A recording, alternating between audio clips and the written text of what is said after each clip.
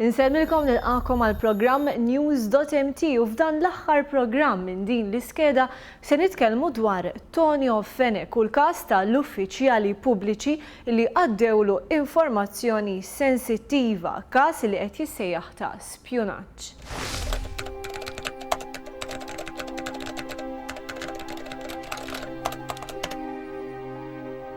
Il-ħadd 14 ta' Ġunju, il-Gazzetta Torċa żvelat emails li juru kif l-eks Ministru Nazzjonalista tal-Finanzi Tonio Fenech kellu aċċess dirett għal tarif intern u sensittiv mingħand istituzzjonijiet ewlenin tal-Gvern. Grazzi għal grupp ta' persuni li kienu jagħmlu parti minn Google Group bl-isem Finance Shadow Group li fih jispikkaw l-ismijiet ta' uffiċjali pubbliċi. Emails li kienu għaddew bejn il-kap tat-taqsima tal-Istatistika tal-Bank Ċentrali Chris Paċ, il-kap tal-Komunikazzjoni tal-MFSA Kit Zara u Carlos Kamenzuli, manager mill-Uffiċċju Nazzjonali tal-Istatistika. L-ewwel set emails ippubblikat il-Gazzetta jinkludu abbozz ta' sqarrija uffiċjali li kellu joħroġ il-Partit Nazzjonalista. Dan dwar l-eks Direttur Ġenerali tal-NSO Michael Paċeros li huwa wkoll eks Kunsillier Nazzjonalist ta' Sliema ma ġedidlux il-kuntratt li għalaqlu f'Novembru li għadda. L-abbozz ħejja mill-uffiċjali tal-MFSA Kit Zara fuq dan l-abbozz imniet sqarrija uffiċjali tal-Partit Nazzjonalista. Ir-regoli tas-settur pubbliku jitkellmu b'mod ċar. Persuni f'pożizzjonijiet għolja u magħrufa bħala ristritti politikament iridu jaġixxu b'kawtela anke meta jkunu f'kapaċità personali. Minkejja dan, il-Partit Nazzjonalista ddefenda lil membri fil-grupp ta' spjunaġġ tad-deputat Tonio Fenech billi qal li għandhom dritt ta' assoċjazzjoni. Iżda r-regoli pubblikati fl-2011 jitkellmu dwar kif uffiċjali pubbliċi jridu joqogħdu attenti kif jesprimu ruhom. Iktar minn hekk, ir-regoli jgħidu li min qiegħed minn skala 5 l fuq ma jistax lanqas jagħmel kummenti pubbliċi f'kapaċità personali. Uffiċjali pubbliċi ma jistgħu jagħtu l-ebda tarif jew dokumenti li jkunu nkisbu waqt li jkunu qegħdin iwettqu d-dmirijiet tagħhom. U hawn fejn jidher li permezz tal-Google Group ta' Tonio Fenech sar l-ikbar ksur minn dawn ir-regoli. Iżda l-Jason Azzopardi dawn ir-regoli li tfassal fi żmien li hu kien fil-kabinett issa saru dittatura. Wis inqas ikunu ġo Google Group u jibatu waqt il-ħin tax-xogħol suġġerimenti għal abbozz ta' stqarrija li mbagħad intużat mill-PN. Taqbel miegħi jew le? Jiena ħanajdlek x'inhu naċċettabbli. X'għandu xi qasam l-Azerbajġan Dak il-żvelat. Talità dittatorja. 3 jiem wara li kien żvelat il-każ, sar magħruf li dan il-grupp kien jiltaqa' fid-Dar Ċentrali tal-Pjetà. Għalkemm iddefenda l-membri, il-Partit Nazzjonalista ma setax jagħti garanzija li dawn il-membri m'għaddewx tarif sensittiv għas-servizz tal-pubbliku. Tista' tiggarantili li ma ħarġet ebda informazzjoni sensittiva minn uffiċjali pubbliċi li ma kellix toħroġ? Mela, le, jiena ma nistax nigarantilek. Ingħaqad ma' Ryan Kallus il-Viċi Kap Nazzjonalista Mario De Marco li ma' One News qal li ma kienx preżenti għall-laqgħat tal-grupp fid-Dar Ċentrali.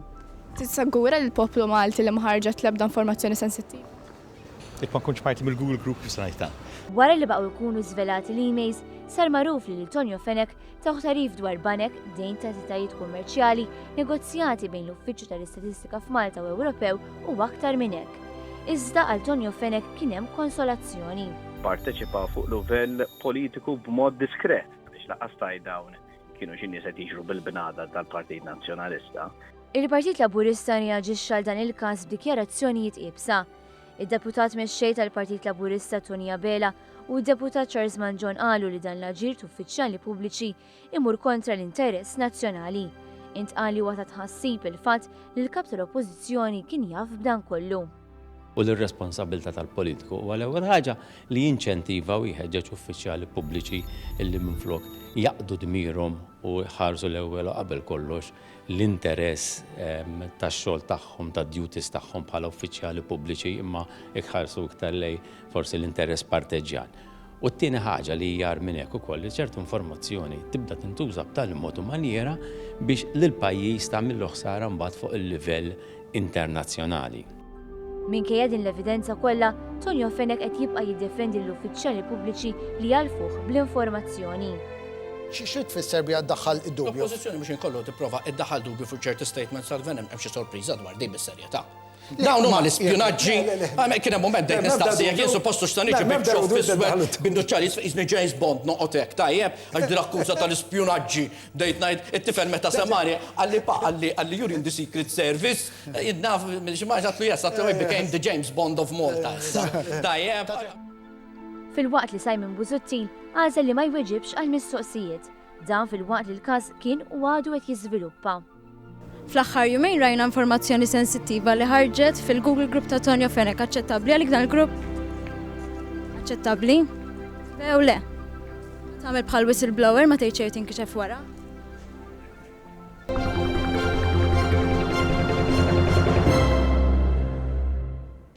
Għamlet ħabta tiddomina l-aħbarijiet l-hekk imsejħa rebbija qarbija. Iżda din ir-rebbija qarbija x'sar minnha? Xi pajjiżi jirrakkontaw stejjer ta' suċċess filwaqt li oħrajn m'għandhomx dik ix-xorti. Il-kollega Trisha Falton żaret it-Tunezija. Naraw is-sitwazzjoni hemmhekk. حبيبي I love you I need you حبيبي غنيلي وخليني معاك حبيبي I love you I need you حبيبي دوبني في نار هواك. Malta ħanina, ħobża u sardina. Frażi li żgur li kull Malti li żar it-Tunezija sema għal aktar minn darba.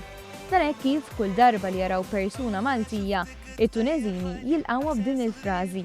Xi ħaġa li anki tixed is-snin li tmur lura relazzjoni bejn il-Maltin u t-Tunezini. Però forsi ftit huma dawk li jafu minn fejn toriġina din il-frażi. Fil-fatt din il-frażi oriġinarjament kienet tintuża mill-Maltin u mhux mit-Tunezini. Dan fi żmien li l-Maltin kienu jsibu ruħhom it-Tunezija u kienu jużawha biex meta jirreferu għal pajjiżna jgħidu li minkejja li sabu xortihom fit-Tunezija xewqthom xorta tibqa' li jerġgħu lura Malta. Dan anke jekk ikun ifisser li jiklu biss ħobs u sardin, għaliex Malta huwa verament pajjiż ħanin.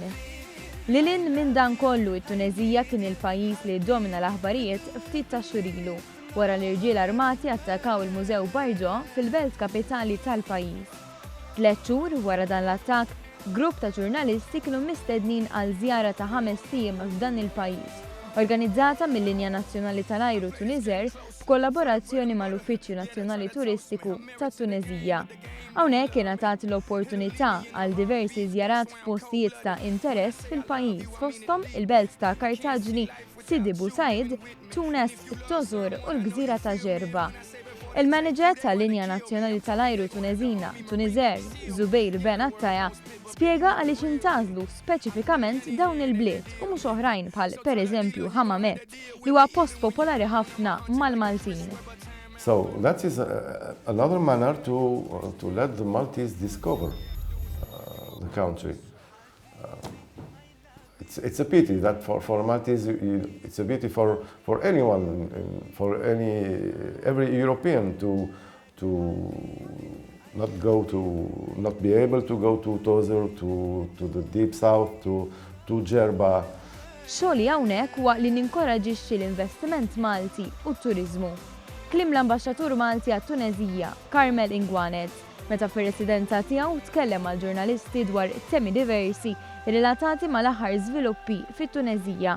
Ma naqax milli jagħmel referenza l-aħħar attakk terroristiku fil-pajjiż li iddeskrivih bħala wieħed xokkanti li ħalla impatt negattiv fuq is-settur turistiku. Madankollu xorta rimarka l-fatt li t-Tunezija huwa pajjiż b'potenzjal enormi u tenna li s-sigurtà qed tissaħħaħ madwar il-pajjiż biex jiġi żgurat li ma jseħħux attakki simili.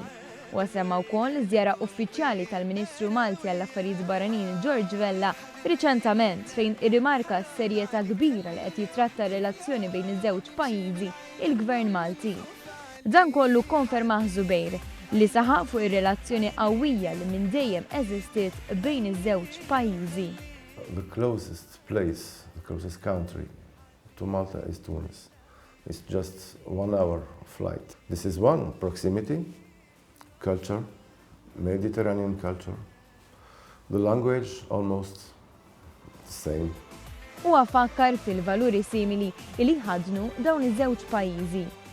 Is, as I told you, very close to the Tunisian who wants to live, he wants to eat good, to have good food, to have a good life, to enjoy, to whatever.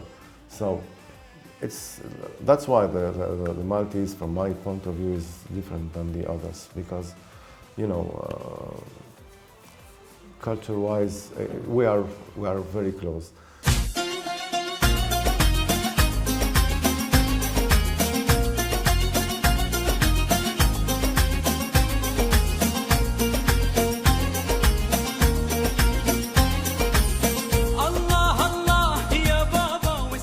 Fid-dawn ta' suġġetti diskussa mal-Ambaxxatur Malti segwit żjara tant mistennija mill-ġurnalisti fil-Mużew Bardo, propju fejn mitu aktar minn 20 persuna kawża ta' attakk terroristiku mill-militanti tal-Istat Iżlamiku f'Marzu li għadda. Stajna nosservaw il-ħġiġ imkisser u t-toqob li ħallew il-balal fil-kaxxi tal-ħġiġ fejn sparaw il-militanti. Kien osservat ukoll il-baħ f'dan il-mużew 3 xhur wara l-attakk. Ħasra kbira kif dan il-mużew jospita kollezzjoni ewlenija ta' możajċi rumani u biċċiet oħra ta' importanza storika. Waħda mill-bliet ewlenin li żorna kienet Kartaġni li tfisser belt ġdida. Hija belt mibnija minn kolonji Feniċi madwar is-sena 814 qabel Kristu. Belt li hija xhieda ta' ċiviltà u l-kultura punika u rumana, speċjalment bin-numru ta' fdalijiet rumani li wieħed isib f'din il-belt fosthom oqbra u kolonni ta' żmien ir-Rumani.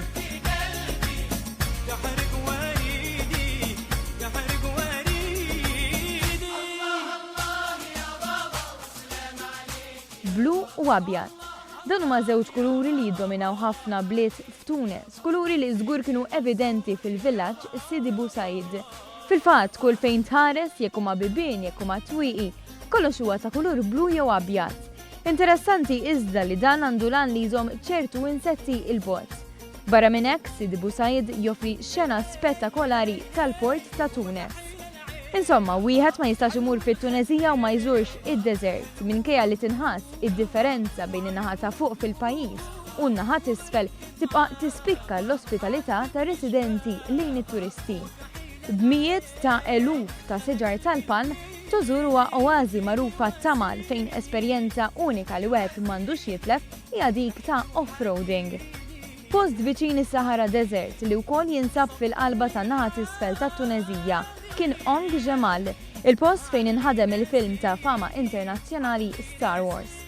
Il-gżira ta' Ġerba ġabet fit-tmiem din iż-żjara fit-Tunezija, gżira magħrufa ferm għal bajjiet iżbieħ tagħha u li kull ma tmur qed iżid il-popolarità ma' turisti li jżuruha.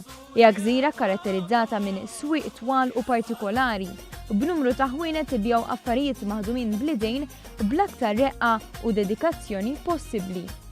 B'2 miljun turist mistenni jżur dan il-pajjiż fix-xarejn li ġejjin, il-potenzjal ta' dan il-pajjiż jindika sinjali pożittivi kif tenna il-manager ta' Tunisair. The people in Tunis, they are doing a lot of efforts to still manage to attract as much tourists as possible.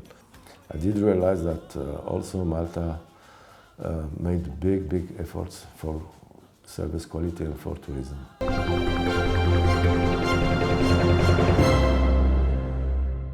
L-Ingliżi għandhom espressjoni illi tajt li l-ħin itir meta verament tkun qed tieħu gost b'dak li tkun qed tagħmel u hekk ġara lilna. Dan il-programm kien imtella mill-Kamra ta' l-Aħbarijiet u għandna ħeġġa kbira biex fl-istaġun li jmiss għal darb'oħra nerġgħu nkunu magħkom. Sakemm nerġgħu nintaqgħu iqpaw segwu il-paġna Facebook tagħna u nfakkarkom ukoll il-programmi mxandra kollha sa issa tistgħu issibuhom fuq iċ-channel tagħna fuq YouTube. Sakemm nerġgħu nintaqgħu insellmilkom.